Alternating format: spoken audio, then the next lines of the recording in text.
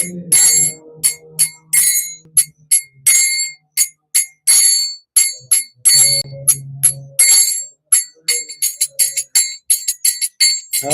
Krishna, Hare Krishna, Krishna Krishna, Hare Hare, Hare Rama, Hare Rama, Rama Rama, Hare Hare.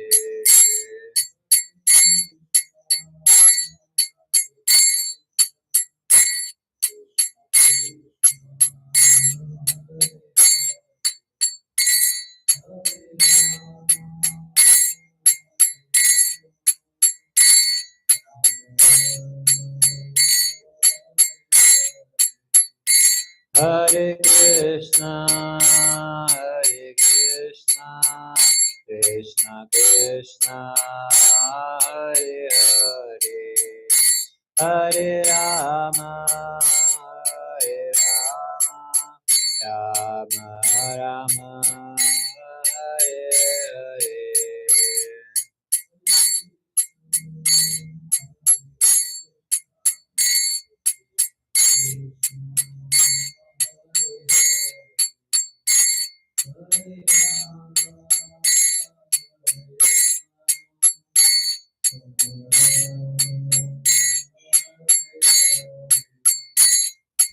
Hare Krishna, Krishna Krishna, Hare Hare, Hare Ram, Ram Ram, Hare Hare.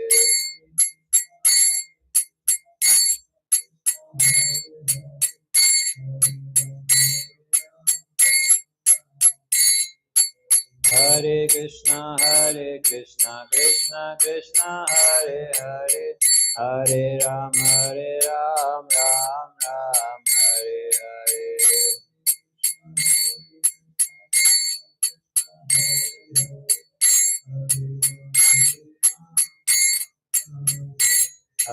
Hare Krishna, Krishna Krishna, Hare Hare, Hare Ram, Ram Ram, Hare Hare.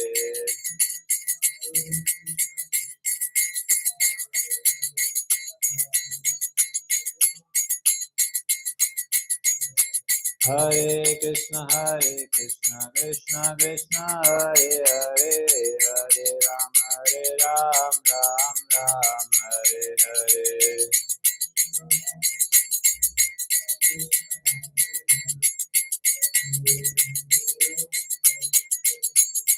Hare Krishna, Krishna Krishna, Hare Hare, Hare Rama, Rama Rama, Hare Hare.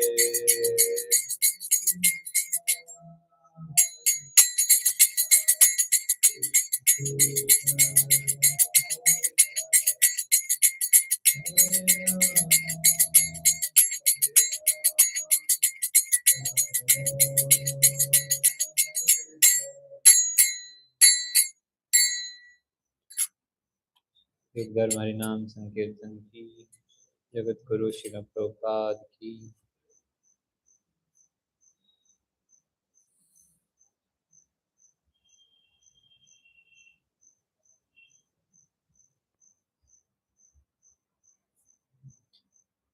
Hare Krishna. Welcome all of you once again. So as we see, there are only 3-4 people hardly present. So once I was talking to a very senior devotee.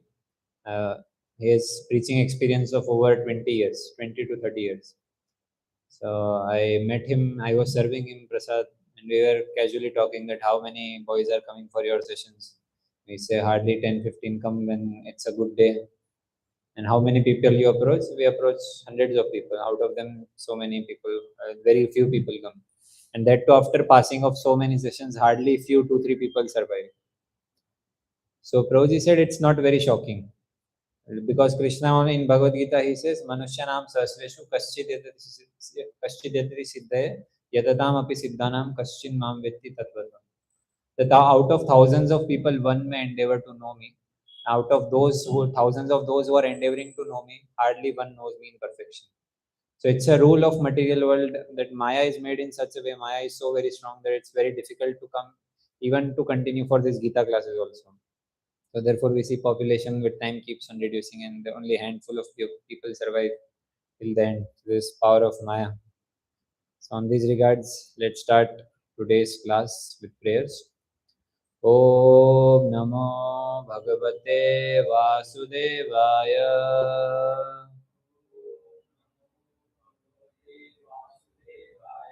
Om Namo Bhagavate Vasudevaya.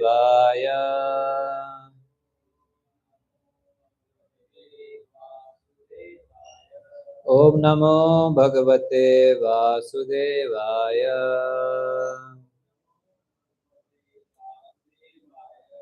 Om Ajnanatimirandasya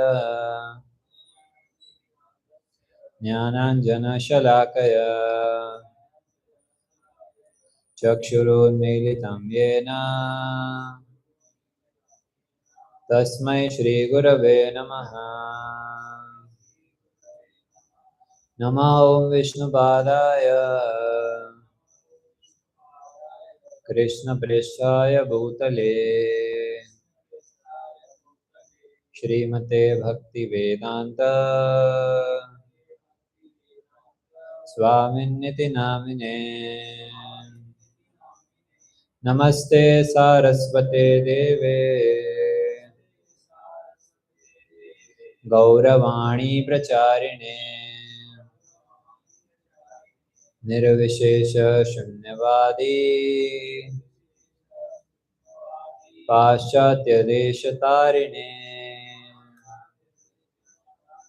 Jai Shri Krishna Chaitanya Prabhu Nityananda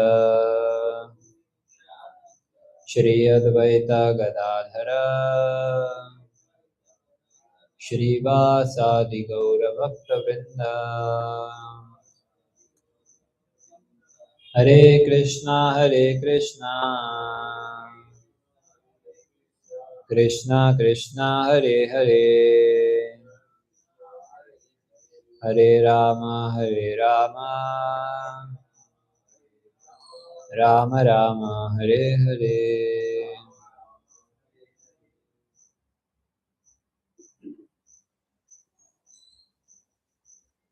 So welcome all of you for weekly Saturday evening Bhagavad Gita classes. So we dedicate this presentation to His Divine Grace A.C. Bhaktivedanta Swami Prabhupada, whom we all know by now that he is the founder Acharya of ISKCON. So once when he was preaching, he was going to various places. So once he came to a country in Europe, maybe London or some other place, but some place in Europe he came. He landed at the airport and reporters were ready to interview him. Just he is coming out of airport and outside reporters are ready to ask questions to him. So one of the reporter with a very envious attitude, very jealous mood, he went and he asked that why have you come here? He challenged Prabhupada, "Yahan kyun aaye ho? Why have you come here?" So because he was speculating various reasons, maybe we stole a lot from India, gold and so many possessions, and now Kohinoor especially we know like that so many possessions Britishers took away. So he wanted to ask, now you are here to loot us in that way, or what are you here for? At that time, Prabhupada said very calmly, very nicely that yes, you had come here few years back, but then you forgot to took the most important thing. You took Kohinoor diamond, you took various other possessions, but the most important thing of India was the culture of Vedic lifestyle, the culture of Bhagavad Gita, that you forgot to take, and I am here to give you that. He said, I am not here to take something, but again, I am here to give you only something. This was greatness of Prabhupada preaching everywhere in each and every nook and corner of the world. How many people can do that? Only those who are blessed by Lord Krishna himself, they can perform this ultimate task. So what is the name of today's session? Do I need a guide in my life? So let's dive into this topic and let's try to go deeper. So before answering this question, like, do I need a guide in my life or not? Let's talk about Arjuna first. We all know Arjuna is the great warrior. What were some of the qualifications of Arjuna? How can you tell he was a great warrior, or in any sense how he was great? Hmm? Student. Great student. Okay. What else?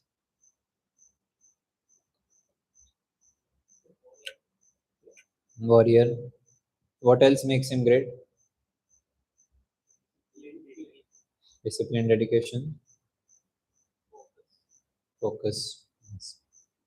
So let's discuss some of the qualities of Arjuna, why he was very great. He was much above any of the average person, be it us also. He was much above us also as a person. So first, I would like to give example of Arjuna to understand the difference between Arjuna and us. And then we'll see what happens next. So first quality that Arjuna had was self-control. How he was self-control? Have you heard of the pastime when Arjuna had went to Indra Loka in Swarga Loka for some time for defeating demons? At that time, one very beautiful damsel, Apsara, of heavenly planets, her name was Urvashi. हाँ, Urvashi. She approached. ना अच्छे से नाम याद है ना? ये नाम नहीं भूलते हम. So Urvashi I and she approached Arjuna that you are a very handsome looking man and I am a very beautiful looking woman. So she invited him for union. But then Arjuna, he was so very sense controlled. We are not talking about any beauty of this material world. We are talking about beauty of that celestial world. We cannot even think or imagine now. Now don't try to think or imagine, otherwise you'll be distracted from class. But the point is that she was very beautiful, much more than we can imagine. But then Arjuna, his level of sense control was so high, he rejected her, saying that you are like my mother. आप तो मेरी माँ की तरह हो. Like that, he rejected even Urvashi, the most beautiful woman. So therefore, this says that how much self-control Arjuna had. And now if we place ourselves in the picture of Arjuna, how much sense control actually we have? Not even 0.1% of what Arjuna displayed. Another amazing quality which he had was respect for elders, especially his father Dhritarashtra, not Pandu, but the other father. And so Dhritarashtra. Why? Because Dhritarashtra was the one who planned and plotted with these Kauravas to kill Pandavas so many times, so many multiple attempts they made. But still, even when the war was over, after the war was over, where was Dhritarashtra staying? He was staying in the kingdom of Pandavas only. So yeah, and they still had the same respect as father figure towards Dhritarashtra. Even though he had tormented whole Pandavas so many times, but still he had that respect of father figure towards him. And nowadays we see people do not have even respect for anyone. For their own parents, they try to send them to old age homes. Like sometimes we go to old age homes for doing programs also. So there we see they become so happy to look at us. They are so very depressed there because they have nothing to do. They have been rejected by their own sons and grandsons. So you can imagine their condition. They had worked full life to provide nice life to their children and grandchildren, but now they are the ones who have been rejected by them because they are now no more useless or no more useful, or now they are not earning money. So like that, nowadays in Kali Yuga, no one has respect for elders. But Pandavas, even though they were neglected by Dhritarashtra, but still they gave full respect to Dhritarashtra. There is the self-respect. And then skills and talent. When it comes to skills and talents, everyone know how he was the wielder of Gandiva, the very powerful bow. And then the Draupadi Swayamvara. You know what was how could they win Draupadi's hand? What was the challenge? Hmm? Ah. Ah. So you have to shoot the eye of a fish, that to not directly looking straight away, but looking into the water and shooting upstairs. So you see skills and talents, and only he was the one who could do it in the whole this one. So therefore, this was the greatness and focus of Arjuna. Now, when we come here, if we try to shoot arrow, हमारा arrow इधर ही गिर जाता. It does not go. Anyone has played dart in childhood? Dart, how difficult it is just from here to here. Centre में तो दूर की बात है, डार्ट बोर्ड पे अगर लग जाए तो बड़ी बात है, नीचे गिर जाता है. So therefore, this displayed his focus and his amazing skills and talents. So these are all the qualities of Arjuna. Self-control, he had a very high character, and then he had amazing skills. So such a great person, when he was in the battlefield of Kurukshetra, it was expected that he will not lose his focus. He will not go into depression. But ultimately what happened? He went into depression looking at his own kinsmen standing in front of him. So such a qualified person, but still he got into the trouble. So actually knowledge and intelligence is good, but of little help when a person is in trouble. Therefore each and everyone requires help. Each and everyone requires external help. And therefore Arjuna also, even though so much skilled, he surrendered to Krishna. So this is very nice words from Bhagavad Gita. You can repeat after me. कार्पण्य दोषोपहता स्वभावः पृच्छामि त्वां धर्म सम्मूढचेता यच्छ्रेयस्यान्निश्चितं ब्रूहि तन्मे शिष्यस्तेऽहं साधिमां त्वां प्रपन्नम्. Someone read the translation. Though I am confused about my duty and have lost all composure because of miserly weakness.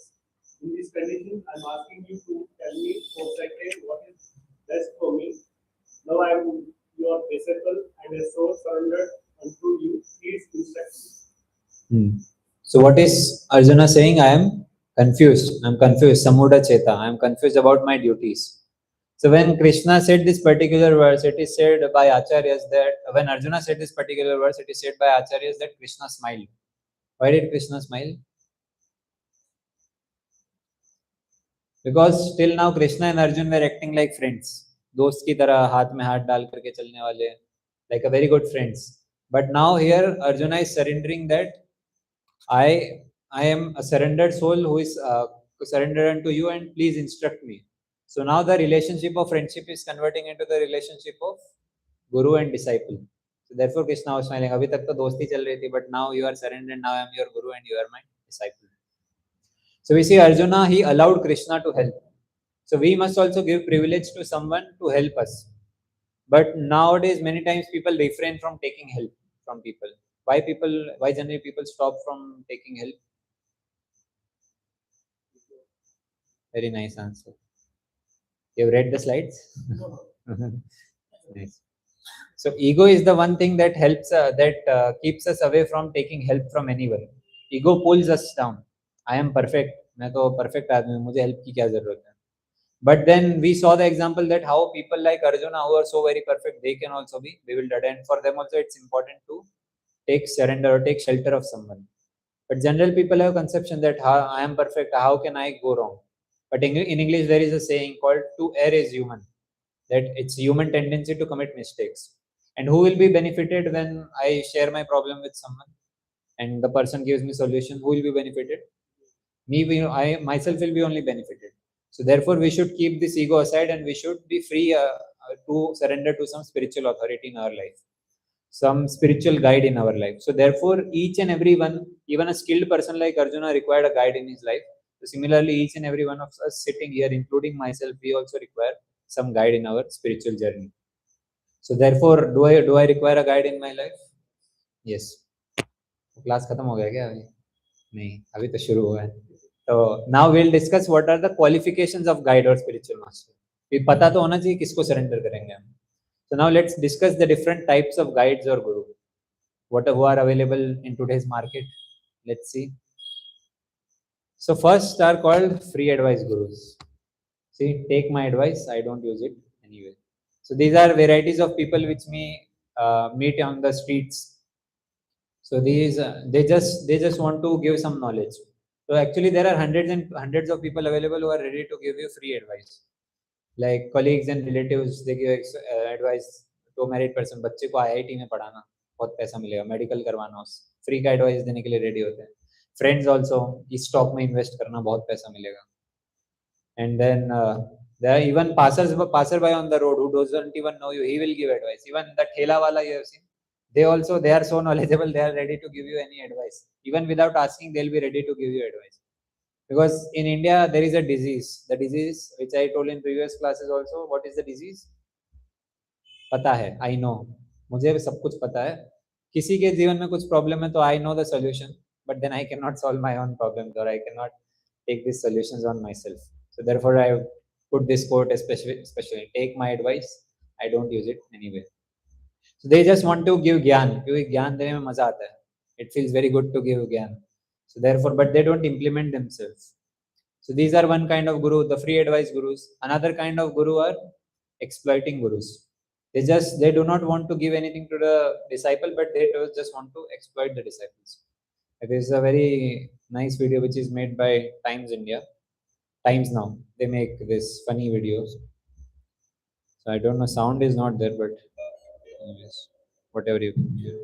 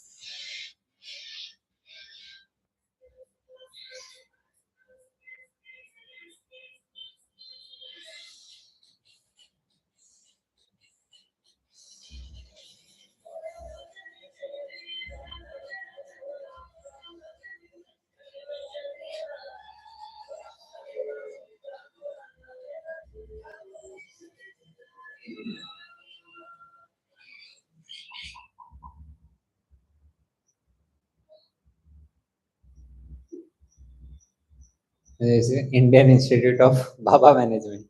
So basically, this is nowadays this is a rising problem. There are so many exploiting gurus that are increasing. People don't know there are some innocent people. They go to such gurus and they get exploited like that. Nowadays, it has become a big market.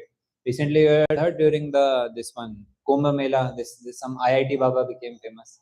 IIT Baba. So like that, every day, each and every day, so many Babas are coming by, and they have taken this as a profession because it's very easy to fool innocent public and earn a lot of money. So like this, this kind of available this kind of exploiting gurus are also available in market. So this free advice guru. Now tell me, why does these exploiting gurus they exist?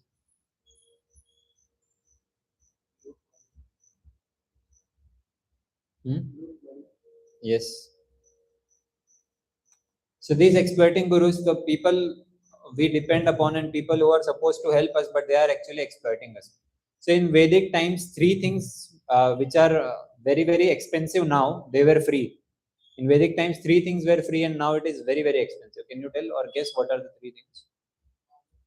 Education, nice. Knowledge, okay. What else? Correct. Health, medication. What else? Third thing. Okay, not food. Food के लिए तो मेहनत तो करनी पड़ेगी, खेती करके. Okay, so let's discuss all three one by one. So first was education. So education was considered to be free only. Like the gurus, they were there. They were sustaining on very menial thing, whatever, because they used to stay like beggars only. Brahmanas, their main, they were not that they want to build a big palace for them. They only wanted whatever was little bit required for them, and that would they get via Guru Dakshina. So, but nowadays, education fees, we know where it is reaching. Like one of our community members, he was sharing. So he has a small child, maybe in junior KG or something like that. So he was saying his fees in junior KG is 2 lakh rupees per year. Can you imagine in Bangalore, the fees rate have gone so high, 2 lakh rupees for junior KG. इतने में तो हमारा पूरा 12th तक मिला के हो गया होगा. And now that much they are paying in junior KG itself. But in older times, this education was free. Second thing was medication. So medication was also very, very cheap or almost negligible fees during that time. But now you see the hospitals are charging very, very high. As soon as you enter, at least you should have 2-3 thousand in your pocket. because that much is going to, like, when I studied my BTech in VIT Vellore. So we are Vellore, it's a small town type area in Tamil Nadu, but it is famous for two things. Hmm?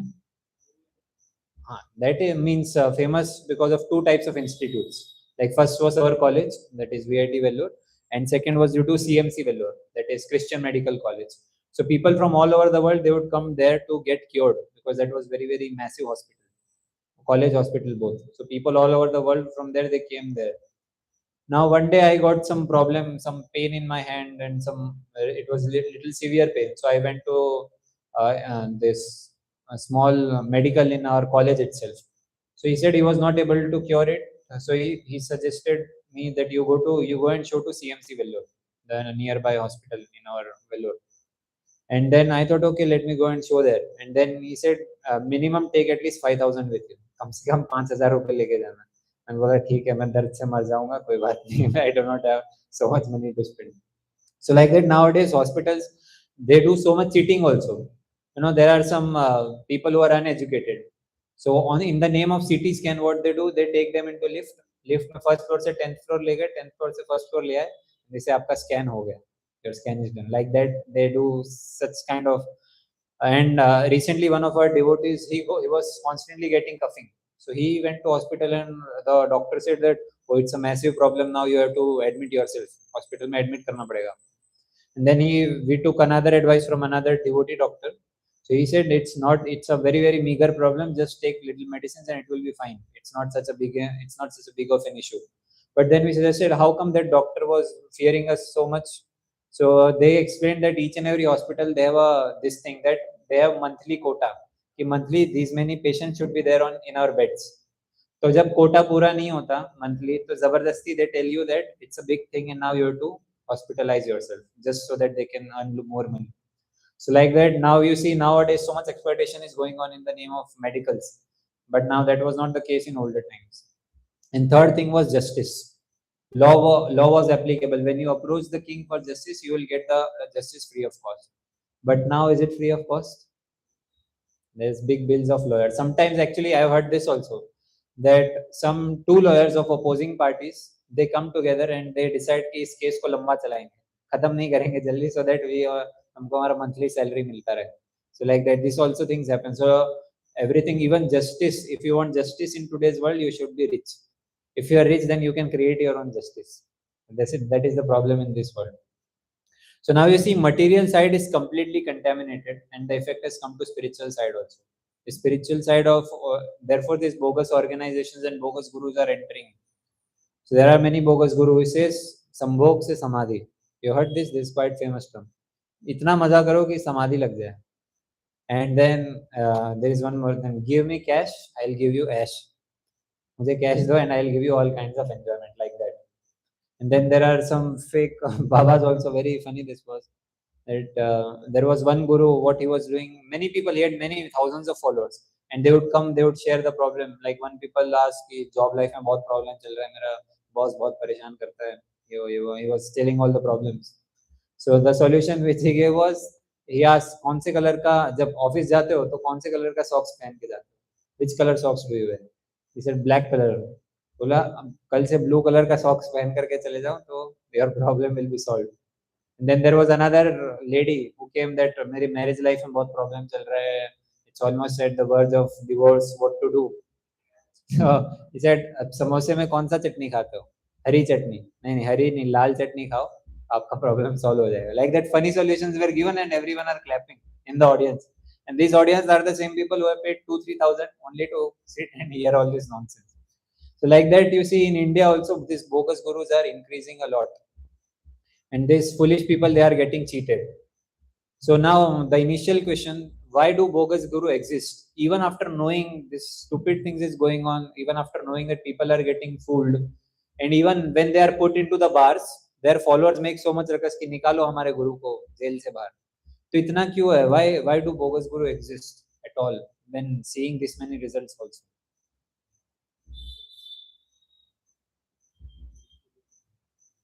Because majorly of two things. First is because they do not know what is the qualification of a genuine guru. And the second thing is why to approach a guru, why a person need to approach a guru. This is the second problem that people don't know. First, the most important being, what is the true qualification of a guru? So, and why to approach a guru? Many people, they approach a guru and they ask, Guruji, promotion कब मिलेगा मुझे, या अच्छा match कब मिलेगा मुझे? So all these things, when will I get good match, when will I be able to beget kids? The kids beget करना है तो hospital जाना, why are you approaching a guru?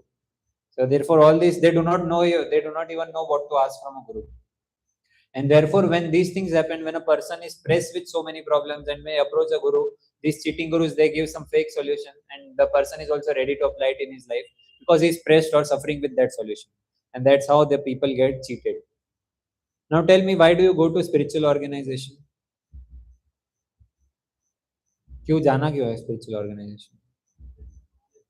Knowledge, but knowledge के लिए जाते हैं सब लोग, guidance, enlightenment, what else?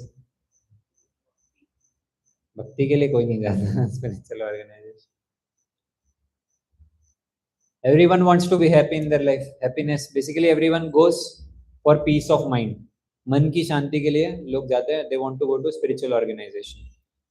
But now let's revise a small concept which we studied in our previous classes. Tell me how many kinds of bodies we have. So we have two. A soul is the spirit soul, and above spirit soul there are two bodies, two coverings, that is subtle body and gross body. And what are they made of? Anyone remember?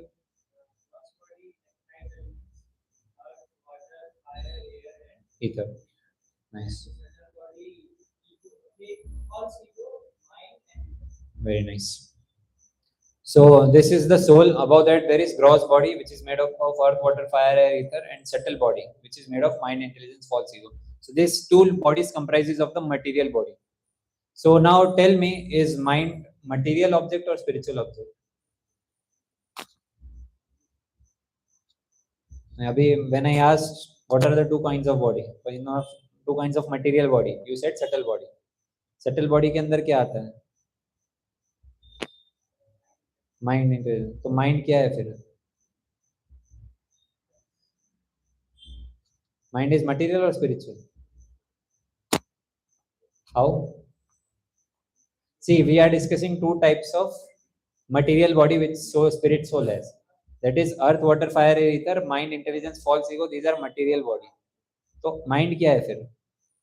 Material हुआ ना? Mind is material thing, not a spiritual thing. Spiritual thing only is spirit soul. So therefore mind is a material object. Then how can peace of mind be spiritual? Peace of mind is also material at the mundane platform only. So most of the spiritual organization, they invite that come here, come get peace of mind. So these are only so-called spiritual organization because they do not talk about the spirit soul itself. They are still on the level of mind only, on mental platform, which is on matter, which is part of these eight elements of material body. So this is how they attract and cheat. So the so-called spiritual organizations, they are talking only on mental platform only. So they can be called as some psychological organization or some psychiatric organization, something like that, but they cannot be called as spiritual organization. Because spiritual organization are those organizations that talk about spirit, about supreme spirit, and about relationship between them, about connection between them. When they talk about this, then it can be called as spiritual organization. So therefore, it is very important for us to understand the qualification of guru and activities of spiritual organization. Now let's see some of the qualifications of a genuine guru. So I've made an acronym STOP, S-T-O-P. That means stop all cheating and nonsense and know about the real qualification of guru. So first of all, S. S means selfless. So a true guru, a bona fide guru, by nature he is selfless. He has no other ulterior motives that he wants to earn money, he wants followers, he wants women, all these things he does not want. He will not charge you for anything. Like some of the spiritual masters, they see कि हाँ लोग आए advice लेने, some person has come, look, gold chain पहना है, Rado का watch पहना है, इसको आगे बिठाओ, looks like a very rich party. But a true guru, they are selfless. Like one of the guru, he went to Western country and he said that give me some $1,000 and I will give you a mantra by which you will become God. ये मंत्र है बन के, तो if you have the mantra, why you have not become God till now? Why you are begging for some few dollars sitting on the street? So all these prove that they are all cheating, bogus guru, and they have selfish motives in their life. They just want to exploit the people and earn some money. They are not selfless. But a true guru, he's a selfless person, and he does not keep himself in the front, but he keeps God in front, because he's a selfless personality. He only wants to help others. So this is the very first qualification, that is, याद रखना चाह रहा हूँ, मैं पूछूंगा. First is selfless. Second, teachings based on scriptures. This is very, very important. A true guru, he teaches based only on scriptures, like Bhagavad Gita, Shrimad Bhagavatam, Upanishad, Puranas, and all these personalities. But nowadays there are so many gurus who just concoct themselves that I think like that, mera philosophy ye hai.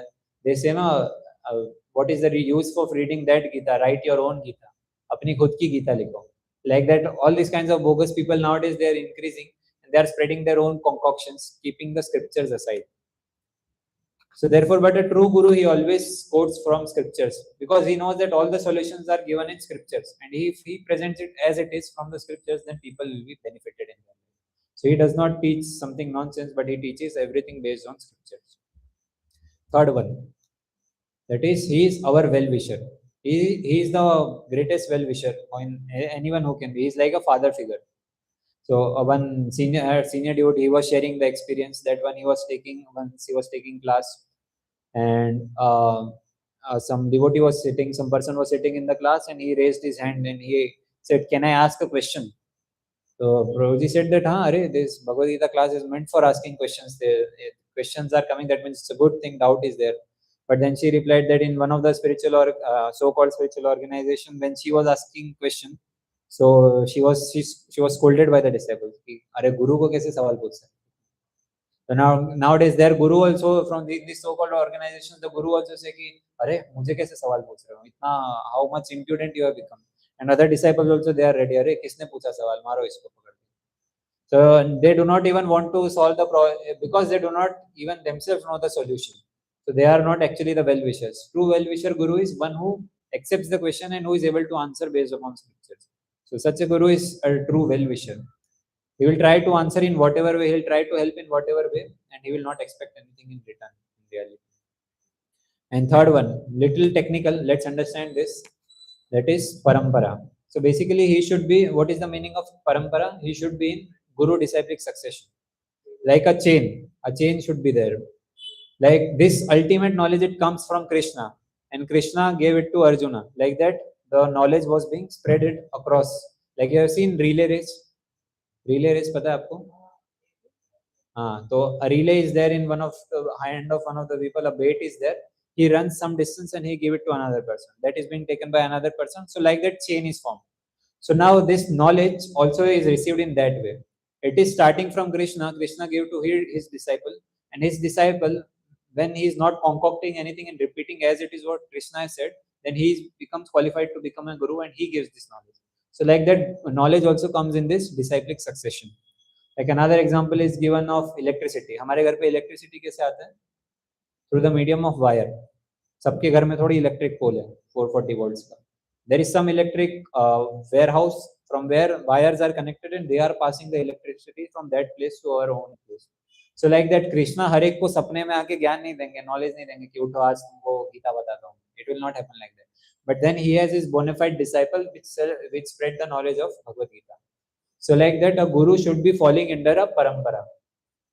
Yeah, this is very, very important. So let's try to understand. There is a very nice shloka in Bhagavad Gita that gives clarity upon parampara. So therefore, you see, we say that one who reads Gita, for him, naturally all clarity will come. Where his clarity will come that who is a real guru and why, how and why to approach a guru. But the problem is we have forgotten this amazing scripture. Hardly anyone is reading this scripture right now. Like recently, I went to home in Surat. So at that time, my relatives had come. We were having discussion upon importance of Gita and how nowadays in current culture the Bhagavad Gita is completely neglected. So no one is teaching their child Bhagavad Gita. You see, in my school times, my friend was there. He was a Christian. So he had every Sunday he had to go write an exam in the church, which was based on Bible. So they had been taught like that. Even when I was in college in VIT, I had a roommate who was Muslim. So he was very regular in doing his namaz. Morning 4 a.m. he would do, and like that 3 or 4 times daily he would do namaz. And I also would read Bhagavad Gita whenever I get time. And the other person who was also Hindu was our roommate. He did not even bother about all these things. He was careless. He sab kya time pass kar lo. These are useless things. So like that, because we are not taught the knowledge of Bhagavad Gita, therefore so much confusion is there in our mind. Kya sahi hai, kya galat hai, we don't even know that. So there is a very nice shloka from Bhagavad Gita where Krishna explained that how a parampara is important. You can repeat this verse after me. Evam parampara praptam imam rajarshyo vidu sakale neha mahata yoganashcha parantapa. Translation. The supreme science was thus received through the chain of disciplic succession, and the saintly kings understood it in that way. But in course of time, the succession was broken, and therefore the science as it is appears to be the law. So this science was received through the chain of disciplic succession. One disciple who was qualified, he became guru and he spread this knowledge and went on and on. But in due course of time, what happened? Succession was broken, and therefore science as it is appears to be lost. So in childhood, have you played the game? Ki one friend would tell something in the ear of another friend, and he has to repeat as it is to other friend. So like that, Chinese is good. So like that, when 10 people are there in the line, what happens? Till the end, statement itself gets changes. So this is the problem in material world. Everything deteriorates with time. Even our body, what to speak of body, everything else you see around in the material world, everything deteriorates with time. So similarly, this message also with time it gets diluted and it gets deteriorated. So therefore, it's very important to present the knowledge as it is in parampara. Therefore, that is the significance of parampara. If it is not repeated as it is, that means the person is not in the parampara. He is not a perfect or a bona fide guru. So in Kali Yuga, there are 4 sampradayas. There are only 4 authentic and bona fide sampradayas which are given in Padma Puran. So the Puran, which was written 5,000 years back, and it was ever existing, in that it is mentioned that in Kali Yuga there are only 4 bona fide sampradayas. So this comes in Parampara. First it says Sampradaya Vihina ye mantra asti nishphala mata ata kalau bhavishyanti chatvara sampradayina. So he said when a mantra becomes powerful, like say any mantra, how when it becomes powerful? When it is received through a guru. Otherwise, mantra would be there. You may chant the mantra, but mantra will not show its efficiency until and unless it is received through a bona fide guru. And next it says Ata Kalau Bhavishyanti Chatvara Sampradaya. Therefore, in Kali Yuga, Kalau means Kali Yuga, Bhavishyanti means future, Chatvara Sampradaya. Chatvar means 4 in Sanskrit, and Sampradaya means 4 kinds of Sampradaya. तो कलियुग में क्या होगा 4 type के संप्रदाय होंगे. Now the description is coming that who are the acharyas, who are the people who have founded the sampradaya, and who are the prominent acharyas of the sampradaya. So the 4 sampradayas mentioned are Shri Brahma Rudra Shanaka Vaishnava Shipti Pavanaha Chatvaraste Kalau Bhavya Yud Kale Purushottamat. So here Purushottama means the best of the Purusha, that is represented by Krishna or Vishnu avatars. And what are the 4 sampradayas? Shri Sampradaya, Brahma Sampradaya, Rudra Sampradaya, Shanaka or Kumar Sampradaya also we say. That is the 4 Kumaras. So these are only the 4 authentic sampradayas. And these 4 sampradayas, Shri means you understand who is Shri? Lakshmi Devi. Brahma we all know, the 4-headed Brahma, creator of the universe. Rudra is Lord Shiva. And Shanaka is the Chatush Kumara, the famous 4 Kumaras we see. Chote bacche. But not bacche in spiritual knowledge. So they all selected their, they all started their sampradaya and they all selected their 4 prominent disciples. So we see the description is given Ramanujam Shri Svi Chakre Madhvacharyam Chaturmukha Shri Vishnu Swamin Rudro Nimbadityam Chatushana. So Ramanujam Shri Svi Chakre. So Shri or Lakshmi accepted who as the prominent disciple? Ramana. You heard of Ramanujacharya? The famous one. And then Chaturmukha. Who is Chaturmukha? Brahma. Whom he selected? Madhvacharya. Madhvacharya also you might know, nearby we have Udupi. That is the birthplace of Madhvacharya. Then third one, Rudra. Who is Rudra? Lord Shiva. Whom he accepted? Shri Vishnu Swami. And then Chatushana. That is Chatush Kumaras. Whom they selected? Nimbaditya. So these are the 4 prominent acharyas. So these in Padma Puran it was depicted that in Kali Yuga there are only these 4 authentic sampradayas. So a guru should be falling in either of these 4 sampradayas only and only then he can be considered as authentic. Otherwise he is not a true guru according to scriptures. So what were the 4 qualifications which we saw of a bona fide guru? What was S? Selfless, teachings from scriptures, O, our well-wishers. So the first 3, to know the first 3, first you have to spend some time with the guru. उसके बाद ही पता चलेगा whether he is selfless, whether he is teaching from scriptures or not. But this is one criteria which you can immediately see or reject or accept a guru based upon, that is if he is there in a proper bona fide parampara or not. So these are the only 4 bona fide paramparas in Kali Yuga. So to attain Lord Krishna, these are the 4 authorized paramparas which are given: Brahma, Shri, Lord Shiva, and Chatush Kumaras, and their respective this ones. So when these are the 4 sampradayas are existing, you know, ISKCON is part of which sampradaya? Madhva, but that is Brahma, starting from Brahma, Madhva sampradaya. So you have seen any Shri Vaishnavas? In South India, Shri Vaishnavas are famous.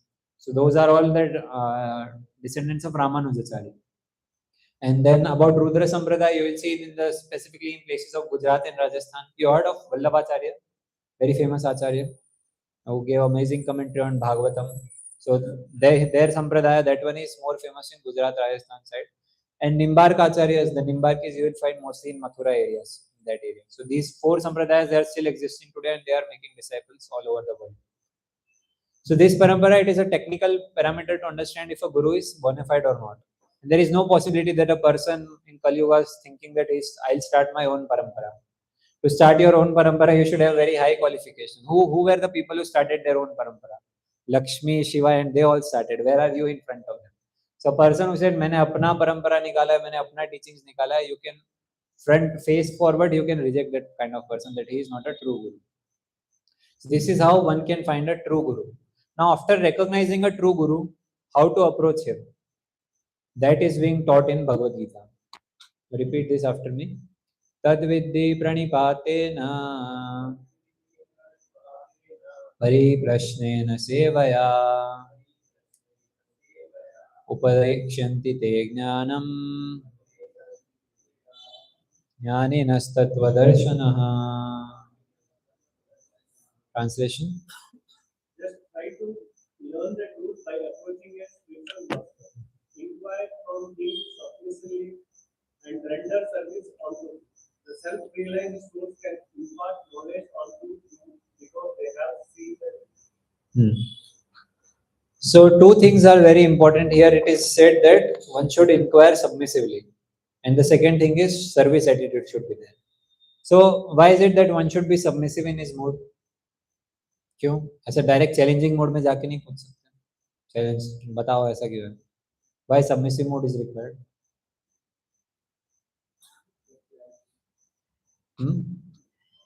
Because when you go in challenging mode, you just want to satisfy your ego. You are not ready to listen to what other person has to say. But a person who is going in a submissive mode, he is the one who is ready to take up the knowledge. So therefore, this submissive mode is very, very important. And then why one must serve? सर्व क्यों करना चाहिए? सुन लिया ना, ज्ञान दिया, सुन लिया, हो गया, transaction is over. Why service is important? Means how you will get benefited.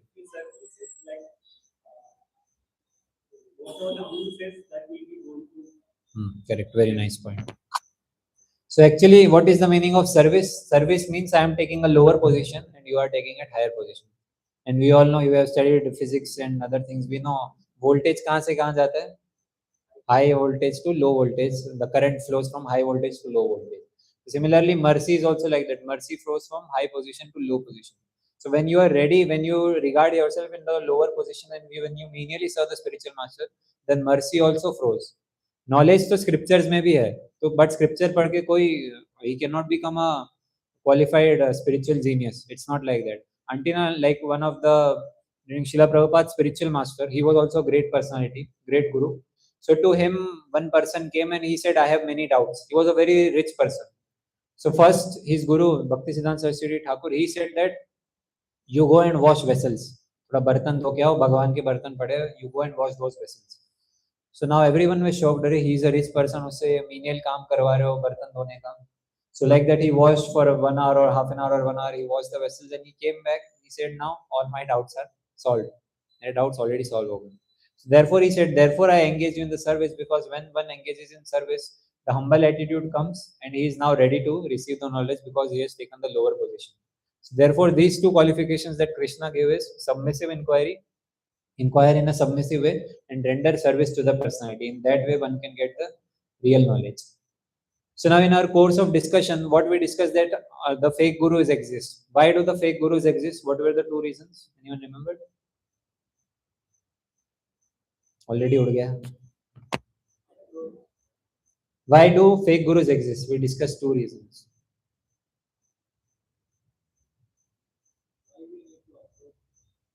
No, not that one. Fake gurus, we discussed now how fake gurus exist.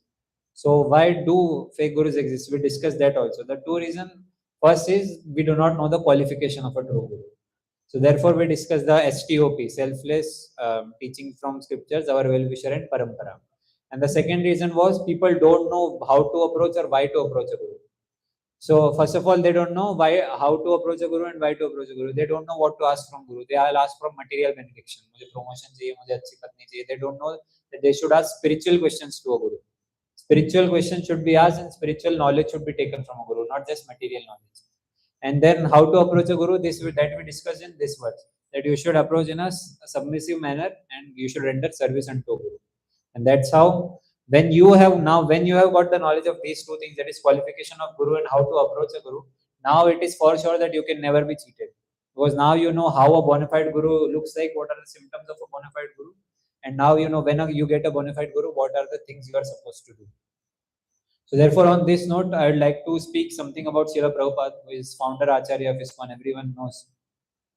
So in old age, in ripe old age, when he was 70 years, he was completely comfortable in Vrindavan. Vrindavan, everywhere this chanting of Hare Krishna mantra was going on, people were very, very happy. Srila Prabhupada also very much happy. He was respected in complete Vrindavan. His title was given to him as Bhakti Vedanta. So he was very much revered and respected in a place like Vrindavan. He had a comfortable stay there. People would respect him. He would stay in temple daily, morning to night. He would engage in service of the Lord.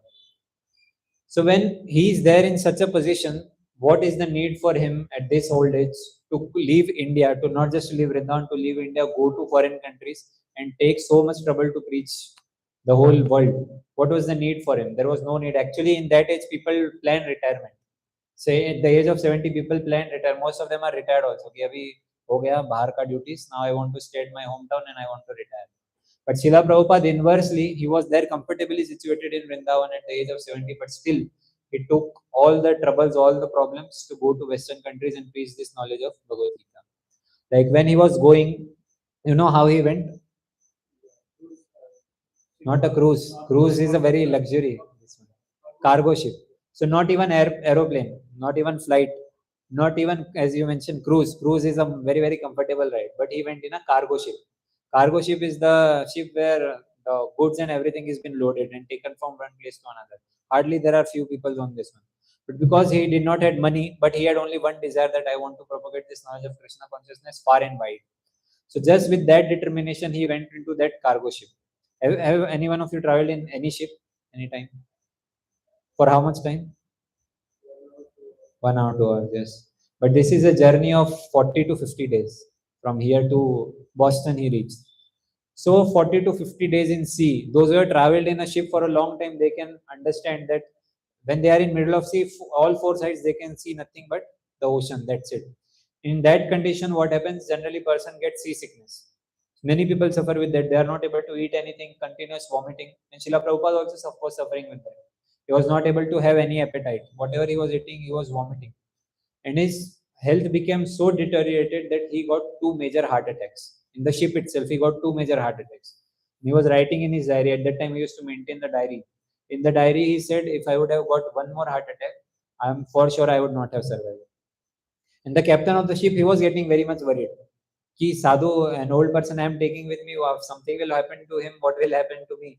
So when in opposite side ships were coming, so he was saying that we can board you in one of the ships and you can go back to India. You can take rest there. But he was very determined. No, I have not come here this far to go back. I want to propagate this knowledge far and go in each and every nook and corner of the world. So that much selfless attitude he had. He had nothing to gain. He was already spiritually perfected being. There was nothing for him to gain. but he was so very selfless that he only wanted to help people around. That he knew that people are suffering here, and only if he take this knowledge of Bhagavad Gita all around the world, only then people will be satisfied. So therefore, this explains his selfless attitude. He just wanted to preach. And how did he went to West? Let's say you are going to some, forget about foreign country. Let's say you are going to Uti. Uti में घूमने जा रहे हो. So you will arrange everything, no? उधर hotel arrange करके रखोगे. You will take nice amount of cash with you, nice clothes. You will have a place to stay. You will arrange the food. यहाँ पे खाऊंगा मैं. But he did not had any relatives or friends in America. He did not had any address of hotel or something. He did not even have money. He went with only 40 rupees. सिर्फ 40 रुपए लेकर के वो यहाँ से went to the foreign countries with absolutely no plans, no relatives, no backup, nothing was there, with only one aim to propagate this knowledge of Vedic scriptures. And to whom? चलो कुछ नहीं है, but still if there are good people who want to hear this knowledge of Bhagavad Gita, if they are present, then also it is fine. But who were there? They were Western people who had hatred towards Indian culture at that time. At that time, if you see in America, hippie movement was going on. Anyone know about hippie movement? So there were youngsters who were frustrated with government, and they had left their homes, their families. They had come on street, and full day their duty was to engage in womanizing the or doing bad things with women, taking drugs all day, eating meat, all kinds of obnoxious things they used to do. Even government was fed up with them. They are saying इनका कुछ नहीं हो सकता. And Prabhupada went to such kind of people who were most degraded people, who were drug addicts. To them, he gave this knowledge and he converted their hearts and made him into devotees. So government also clapped at this miracle that what is happening. We are trying so hard to convert them, but he has so made them into sadhus. He has converted them into sadhus. How it is even possible? And at that time, in news, in the headlines, particular headlines came that hippies becomes happies. Hippies have become happy people actually. This was the power of Srila Prabhupada. So this was an unimaginable task. He personally went through so much struggles. Like initially when he went to foreign countries and Western countries, no one was appreciating his movement. 1 year there was a lot of struggle. Hardly something to eat also. In that struggle also he was particular in preaching. And then he was translating these scriptures like Bhagavad Gita, Bhagavatam with his dictaphone. One day when he came back to his room, his dictaphone was stolen. So his translation got stopped. And when he was staying with a person, he was a drug addict. So one day what happened, he became almost mad, intoxicated in drugs, that he forgot where he was. And he took a rod and he was running after Srila Prabhupada to kill him. Literally, and Srila Prabhupada had to go away, run away from that place to save his life. But despite all these troubles, he continued to preach. What was that for him to gain? Absolutely nothing. But he was doing with this only selfless nature. So at the age of 70, when people planned retirement, he traveled the whole world 14 times. So he visited so many countries. He left all this comfortable position only to give the divine message of Gita. So this is another video which tells about his struggle. So we'll start.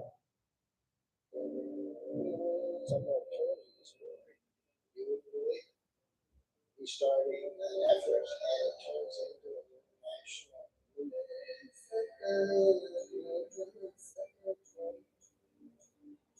I want to be what 3 years against the so that the whole world may be happy.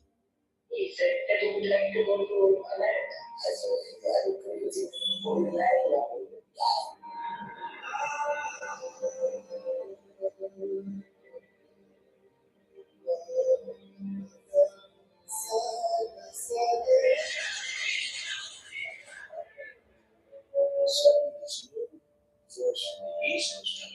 People began to look towards India.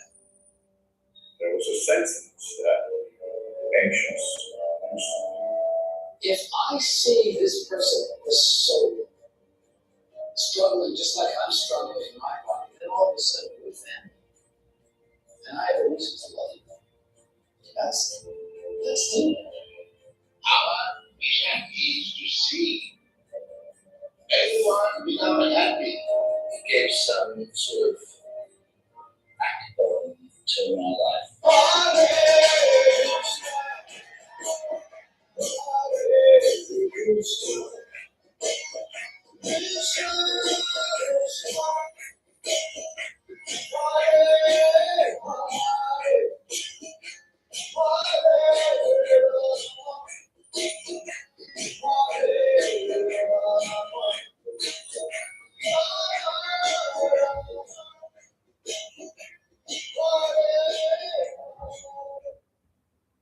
You see, there is very nice video that showed the success of Srila Prabhupada. You see, when he was preaching, he preached everyone, Africans, Russians, Americans, Chinese, Japan, he was successful everywhere. Now for us, sitting here, struggling so much in place like Bangalore, where people already know about Krishna and Bhagavad Gita, preaching, approaching thousands of people, and then coming only, there are only few people coming in the session. We cannot imagine how he did that in foreign countries where people don't even know about Krishna. You see how many people were coming in his Pandal programs? There were thousands who were coming in his Pandal programs. But then this is the power of a pure devotee of the Lord. This is the power of when one is empowered by Krishna, he can create miracles. It is not less than a miracle to preach to these foreign people who have not even heard about Bhagavad Gita or Krishna. And people coming in thousands and adapting this lifestyle, which is very difficult lifestyle even for us Hindus also to accept. The austerities, the chanting, for us chanting 1 or 2 rounds itself is very difficult. But they used to chant 16 rounds daily, 32, 60, some even chanted 64 rounds daily. So like that, this was the revolution created by Srila Prabhupada. And all this organization, it came up in just a mere 12 years. And it came out so very strong that after this organization was established in 1966, and now 60 years, almost 60 years have been passed by, but still it is currently successfully preaching worldwide. Now see, in each and every country, almost we have, in each and every country we have ISKCON, except for Antarctica, we can say that, because there are no people there, so there is no question of being ISKCON there. But then it is only by mercy of Srila Prabhupada that it is still running after his departure, almost more than 49 to 50 years when Prabhupada has departed this material world, but still the organization is running only and only by his mercy. That is power of Srila Prabhupada. So let's see now this all STOP in Srila Prabhupada, how it is, how we can say that is the best example of this. So selfless. First of all, when you say ISKCON, what do we remember? ये बोले ISKCON से है तो क्या बोलते लोग? हरे कृष्णा वाले या कृष्णा वाले? Does anyone say Srila Prabhupada? किसी को नाम भी नहीं. You see, outside people, they don't even know who Srila Prabhupada is. Because Srila Prabhupada's main aim was not to keep himself in the center, but to keep Krishna in the center. In any other organization, you will see when the name of organization is said, they will say, हाँ ये उनका गुरु है. But here people don't know. ISKCON मतलब हाँ Hare Krishna Hare Rama. ये ISKCON वाले ये लोग. Hardly people know the name of Srila Prabhupada. Only after coming and attending so many classes, you come to know who Srila Prabhupada is. Why? Because Srila Prabhupada always kept Krishna in the center. Never he kept himself. He was selfless. And he never charged anyone anything. मेरे को 1000 रुपए दो and I'll give you Hare Krishna mantra. No. He distributed everything free of cost. That represented his selfless nature. And then prasad distribution, he was very prominent. He said wherever ISKCON center, ISKCON temple is there, in 10 miles of radius, no one should sleep hungry. Everyone should get Krishna prasad. Everyone should get prasad of the Lord. Because just by eating prasad, you make advancement in spiritual life. So that concept he knew, and therefore he wanted no one should sleep hungry around in the 10 miles radius of wherever ISKCON temple is there. So he was selfless even in distributing prasad, and he himself, he never stayed in luxury. Even though he had big temples, he had so many cars, but he never stayed in luxury. He used everything only for service of Krishna only. So therefore we understand that he was a very selfless personality. And then his teachings were based on scriptures itself. So one reporter once came to Srila Prabhupada and he asked that, Swamiji, you have created a massive revolution all over the world. How is it possible? How have you been able to do it? So at that time he said, it is not my credit at all. The all of whatever credit, it goes to my spiritual master. He gave credit to his spiritual master and to Krishna. And there is no credit of myself. He said that the only credit which I can take is I have presented the scriptures as it is. I have not put any contamination or any concoction or my mental theory into it, but I have teach only based on Vedic scriptures, and therefore it has been accepted worldwide. So therefore you see his teachings were completely based on scriptures. If you see any of this book, Srimad Bhagavatam or Bhagavad Gita, you will see one word to word meaning is given. No Acharya is given in such a depth. You see, there are 18,000 slokas in Bhagavatam. There are 700 slokas in Bhagavad Gita.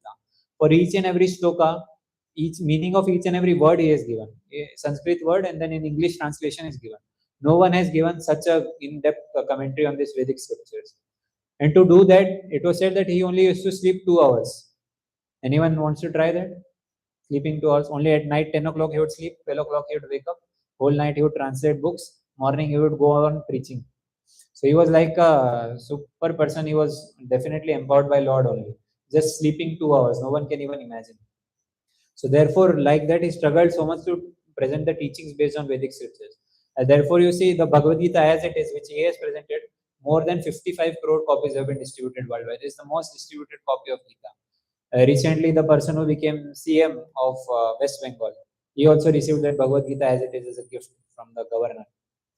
So therefore, you see, even if you hear his classes are available online. Prabhupadwani.org is the website. Maybe I'll share on the group or personally if anyone wants.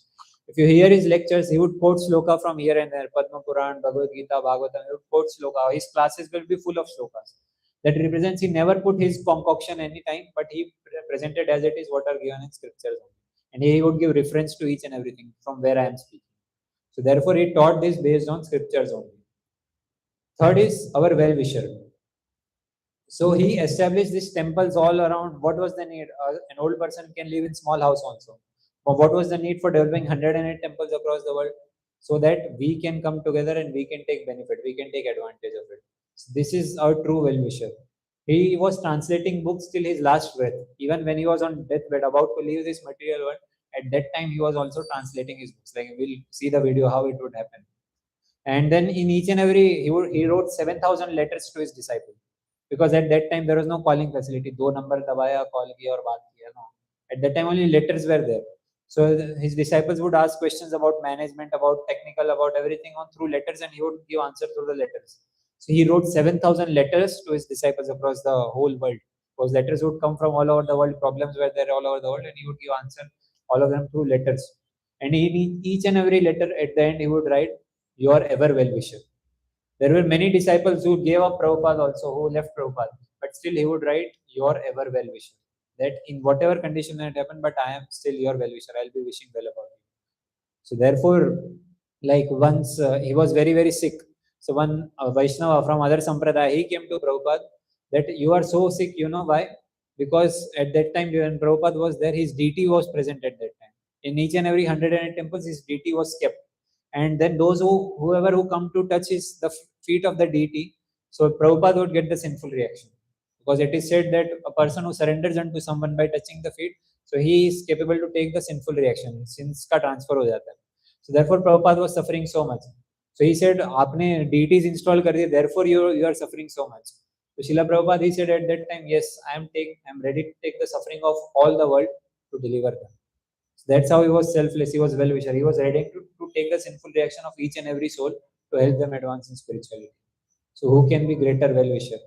अभी अपने भाई को या अपने friend को बोलो मेरा थोड़ा sin लेगा, मेरा थोड़ा पाप लेगा, he'll not be ready to do anything. But still, this personality, even though many of people they don't even knew Prabhupada, but still he was ready to take sins of unknown person also. So he was the greatest well-wisher. And this is the video during the last time when he was on the bed, but still he was translating Srimad Bhagavatam for benefit of all of us. This is the video.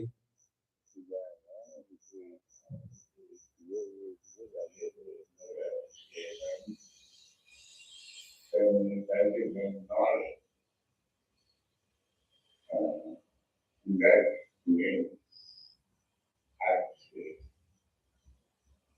a man from the context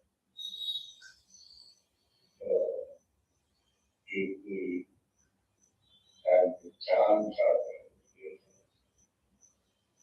the hope, then our character is So you saw his bodily condition. There was hardly any muscle left, only skin and bone was remaining. That was his condition. At that time, he was only taking little bit milk. Other things he could not take, and he was completely bedridden. Even he could not even go to pass stool and urine to the bathroom. That was his condition. In that condition, can you think कि अभी मैं आऊँ और मुझे थोड़ा भगवद गीता का knowledge दो? He was in that condition also. He was translating Bhagavad Gita, Srimad Bhagavatam. That much level of self-control, mind control he had. That much dependence he had on Krishna. So therefore, even in that condition, when people are so much disturbed, he was translating this amazing literature, Srimad Bhagavatam. And you heard what he was talking about? He was talking about association of devotees. That how when one is in association of devotees, he automatically develops all good character in his life. Therefore, we also see when we come on Saturday, we all come together. लगता है हाँ भक्ति में कुछ करना चाहिए. घर जाके आज तो 10 माला करूँगा कम से कम. But as soon as you land in PG, the mode of ignorance hits over. 10 माला तो छोड़ो, one round also chanting becomes difficult. Therefore, Prabhupada during class also is stressing upon devotee association. Stay in the association of devotees, only then you can progress in spirituality. So tell me which personality can do this? About to leave the body and translating a book, Srimad Bhagavatam Bhagavad Gita. He is our true well-wisher. And finally, P, Parampara. So this is the whole parampara. In the introduction of Bhagavad Gita, this whole parampara is given, that from how it is starting Krishna, Krishna to Brahma, Brahma to Narad, Narad to Vyasdev, and so on. It went to Madhvacharya, and slowly the final Acharya was A.C. Bhaktivedanta Swami Prabhupada. The whole parampara is given. कहाँ से कृष्ण से शुरू होके how it reached to Srila Prabhupada. So that represents that he is coming from an authentic bona fide sampradaya. The sampradaya which ISKCON is part of is Brahma sampradaya, because from Krishna the knowledge was given to Brahma, and this sampradaya was started by Brahma. This and prominent Acharya was Madhvacharya. And then in that line finally came Srila Prabhupada. So this was Srila Prabhupada. We see all this selfless. What was the STOP? What was the first one? Selfless. That we saw how Srila Prabhupada was selfless. T, teaching simply from Vedic scriptures, not any concoction. O is truly our only well-wisher. And finally P is lying from Parampara. So he left this material on 14th November 1977. But he said that I have built a house in which each and every person in the world can stay. I have made such a big house that each and therefore we say ISKCON में लोग आते जाते but कभी ISKCON भरता नहीं है, because we keep on expanding centers, so many centers. Initially we were preached in ACS center. From ACS we started youth preaching in Marathalli, then Panatur area, now Indranagar, Sarjapur. So many centers have come up across the Bangalore. So everywhere on Saturdays like this we have Gita classes where so many students they take advantage of this. So all of this happened because of mercy of Srila Prabhupada. His unimaginable contribution was he wrote more than 80 volumes of books. So therefore, when you visit a gift shop of ISKCON also, the name is gift shop, but then more than gifts, you will find books only. People will ask, "Arey, gifts to dikh nahi rahe, books he books दिखे, यहाँ पीछे मुड़ के भी देखो, 2 columns are full of books only." Why? Because books was the major contribution of Srila Prabhupada, and books are the things which can change the life of a person. He wrote more than 80 books. He traveled the globe 14 times in just 12 years. Established not just 108 plus temples, but gurukuls, farm communities, so many other things. And he initiated more than 5,000 disciples all over the world. And he did all this in a very old age. Jawani mein nahi kiya. Old age mein, that too in last 10 years of his 10 to 12 years of life, he did this.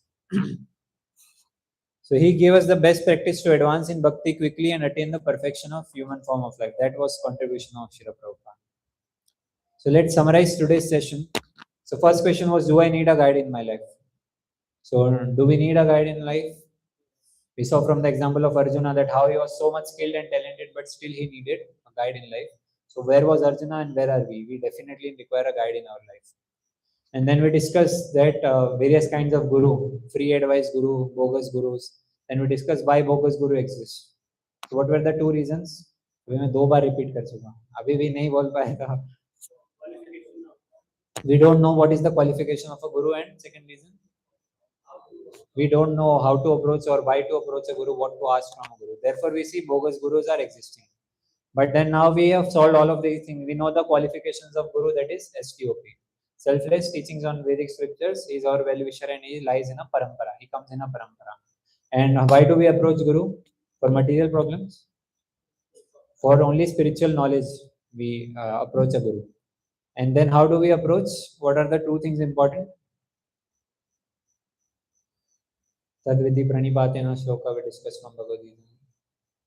So first is humble at submissive inquiry in a submissive mood, and second one was service to guru. Both of these are very important to get knowledge from guru. So this solves the question that how can we find if a guru is bona fide or not. And then we discussed on the paramparas. What are the 4 paramparas? 4 bona fide only 4 bona fide paramparas in Kali Yuga. Shri Sampradaya, Brahma Sampradaya, Rudra Sampradaya, Kumar Sampradaya. And who are the prominent acharyas of Shri Sampradaya? Shri Sampradaya, famous in South India. Ramanujacharya. Brahma Sampradaya ka Madhvacharya. Then Rudra Sampradaya, Vishnu Swami. And this Chatush Kumar is Nimbaditya. So these are the 4 prominent acharyas. And finally, we saw that how we discussed something about Srila Prabhupada, that how Srila Prabhupada, he fulfilled and excelled all these qualities of being a bona fide guru. STOP. He has all this selfless attitude, teaching from Vedic scriptures. He's our well-wisher and he lies in a proper parampara. So this is how we express our gratitude to Srila Prabhupada. If he would have not been there, definitely मैं तो बेंगलोर में मजे की mode से आया था. अभी college लग गया, अभी जॉब भी लग गया, अभी now I'm independent, now I'm earning good salary, good money. I will simply enjoy. But as soon as I came here, fortunately I got connected to ISKCON only. In one of the Janmashtami's I came, and they called me for these Gita sessions, and I got this knowledge, and it helped me so much. Now I also want to spread this knowledge to far and wide to each and every person who is coming. And all glories to all of you who are regularly coming for these sessions, taking advantage of it. It's a big thing in Kali Yuga to come. If someone comes regularly for 3 sessions, that means भगवान की बहुत कृपा है उसके ऊपर. It is able to माया उस पे इतना ज़्यादा अटैक नहीं कर रही. So it's a big thing. It's a good amount of gratitude I would also offer to you, all of you. And also request try to come next class also, upcoming classes also. I should see the faces should not change. Faces should increase, but it should not change. Right? So be regular for these classes. So if there are any doubts, comments we can take.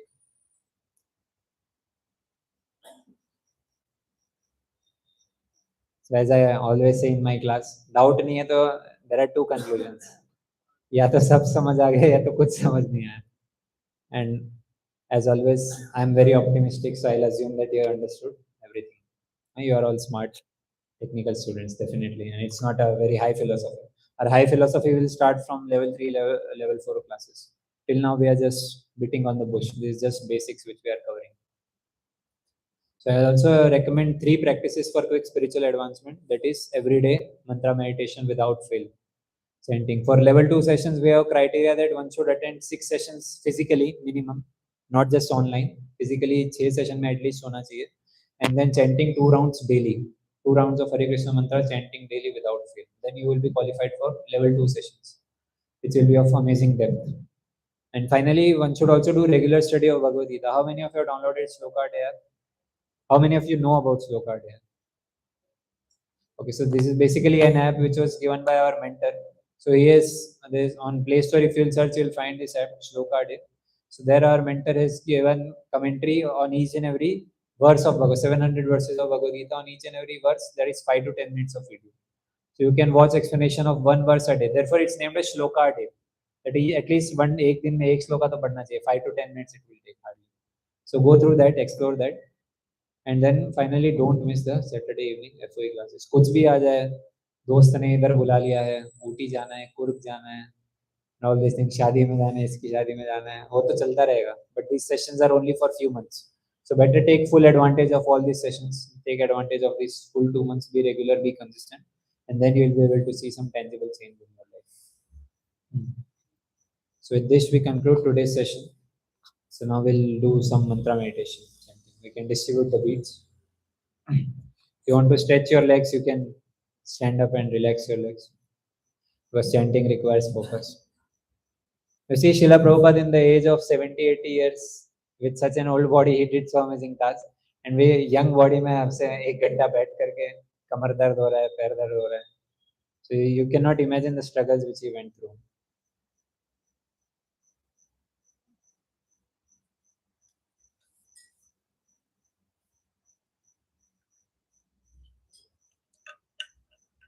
Now, one beat can be given to me also.